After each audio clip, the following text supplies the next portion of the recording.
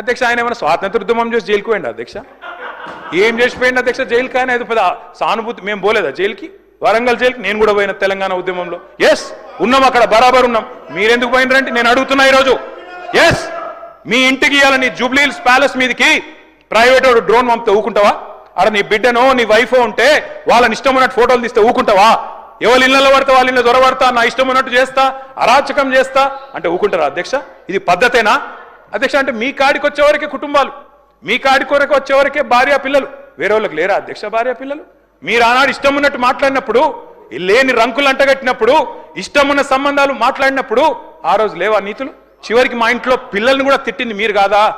ఆనాడు మా ఇంట్లో చిన్న చిన్న పిల్లల్ని పట్టుకొని, మైనర్ పిల్లల్ని పట్టుకొని బూతులు మాట్లాడింది మీరు కాదా? వాళ్ళ మీరేదో పెద్ద సానుభూతి కోసం మాట్లాడితే ఏం పని చేసిపోయినా మీరు జైలు. ముఖ్యమంత్రి గారు హుంకరిస్తున్నారు.